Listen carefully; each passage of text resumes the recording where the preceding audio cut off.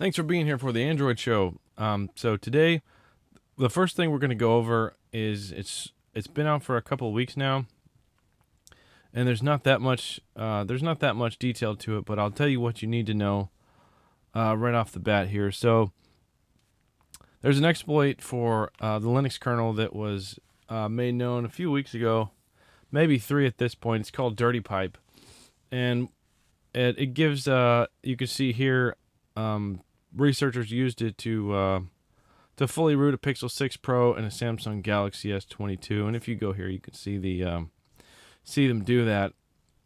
And of course, when you root an Android phone, you get all kinds of privileges that the average user is not meant to have. And of course, if a malicious app gets those privileges, use your imagination. We'll just read this here. A researcher has successfully used the critical Dirty Pipe vulnerability in Linux to fully root two models of Android phones, the Pixel 6 Pro and Samsung Galaxy S22, in a hack that demonstrates the power of exploiting the newly discovered OS flaw. And the long and short of it is, unless you have a Google Pixel 6 Pro and a Samsung Galaxy S22 series, any of those in the series, unless you have those phones, there's really not much need to worry because of the actual Linux kernel version that those are running is new enough to be affected by it. Where any phone released in 2021 or earlier is not going to be affected by this. So if you have those two phones, Google and the manufacturers are working on an update. As far as I know, there's not one yet, but if you get a notification to update your phone, update it. That's good practice for anything. Your router, your smart, any IoT, Internet of Things, smart devices in your home, your computer. If it says it needs an update, just update it. So that's what you need to know there. Also, something you can do to keep safe from this: don't especially until an update is rolled out. Don't be installing apps from anywhere other than, trusted sources. So, namely the Android App Store. Don't be downloading apps from any of these websites that you can sideload apps on your phone. Just until this is worked out, it's best to just stick with the Play Store for now. So, there's nextly we're going to talk about there's been an update to Google Photos, which I have not received yet, so I haven't been able to test this.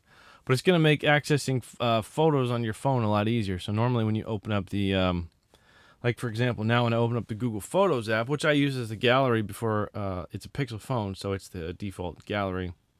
Whereas if you have a Samsung phone, for instance, you have a different Photos app as the gallery. Google Photos is a very good app, though. I like the features, the default features in there for editing photos. Very simple, but also powerful. So that's one reason I like it. But this new, when you open it up the app, there's several. Like if you want to find photos in your downloads folder, or a screenshot, or that's really the main two places I would be looking for them. Or if you have them stored in some other folder on your phone, it takes several clicks to get there because they really present, when you first open up the app, it's really presented more for the camera reel and, them advertising things that, you can buy, like, not just photo books and things like that, but also, these custom automatic videos Google makes and throws up there like, hey, here's your memories. Here's pictures of your kids over the last 3 years to make you cry, or here's a photo you took 3 years ago on this day.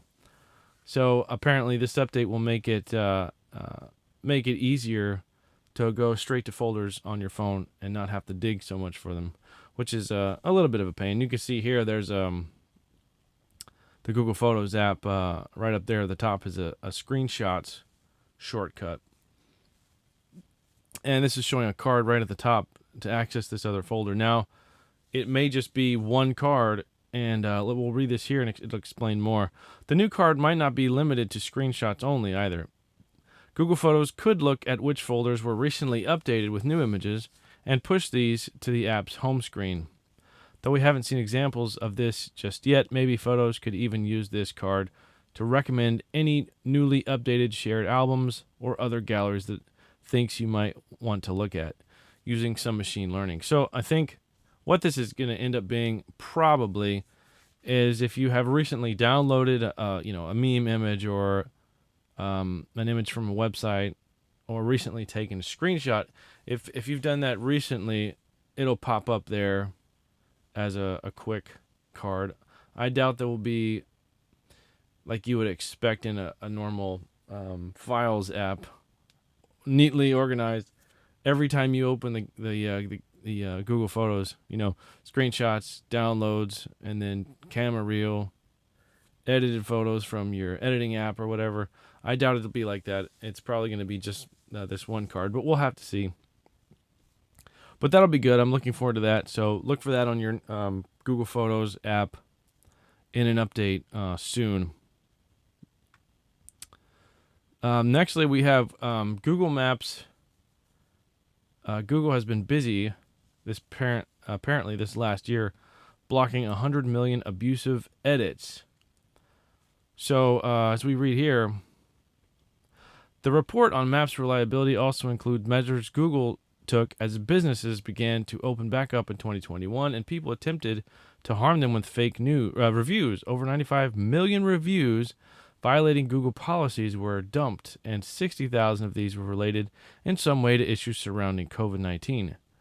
I would imagine this having something to do with people critiquing their safety measures, either positively, their active measures or their lack of measures to protect people.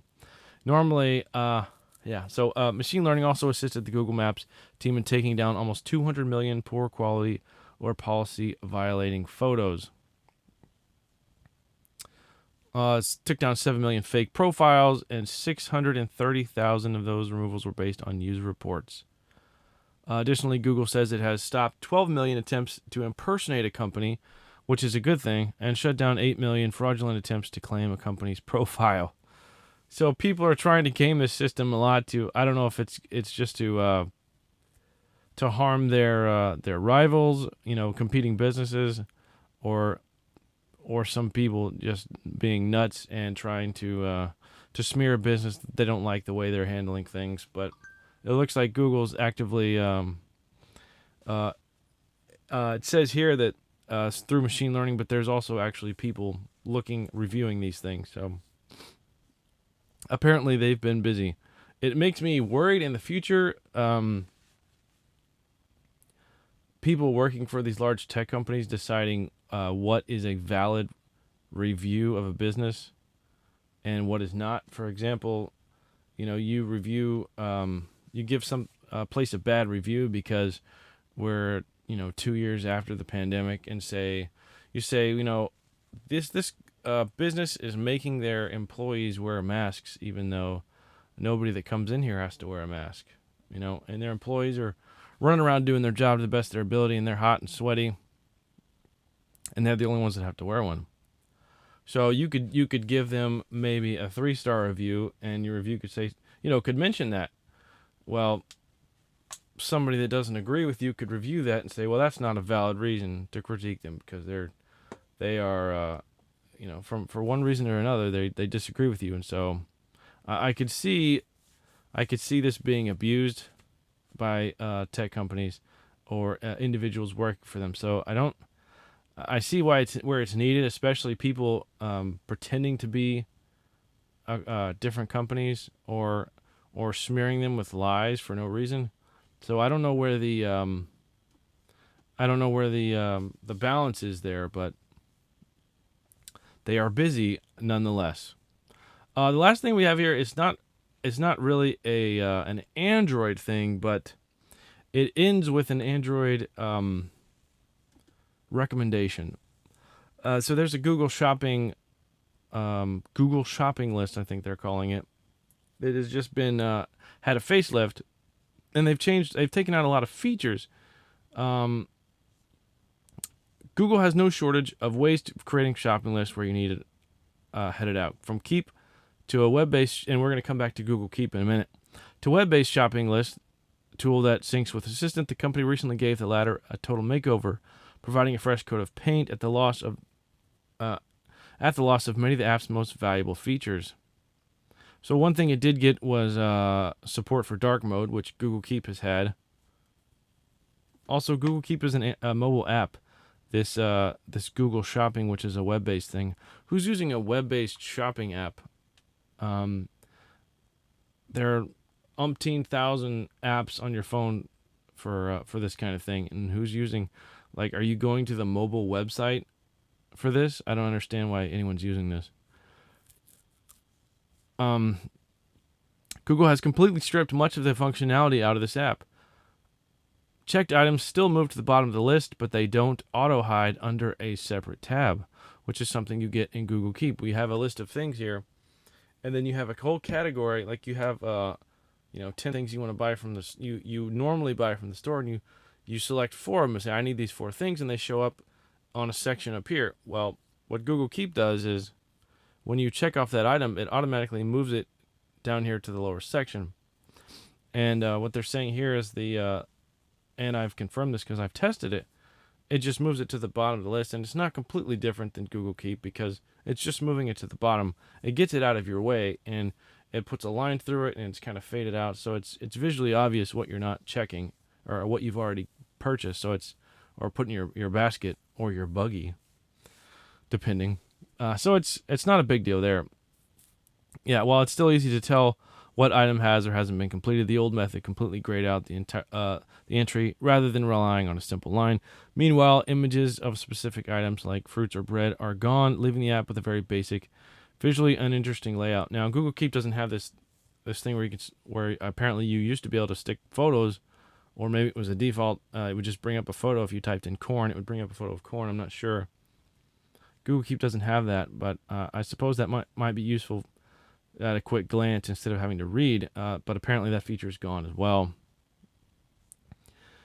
It's also a heck of a lot more confusing now. There are 2 different ways to add items to your shopping list: a floating action button and a prompt at the top of the screen.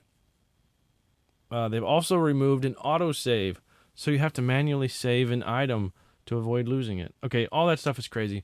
You should be using, if you have a shopping list or you use your shopping list, this is great. Share it with your spouse.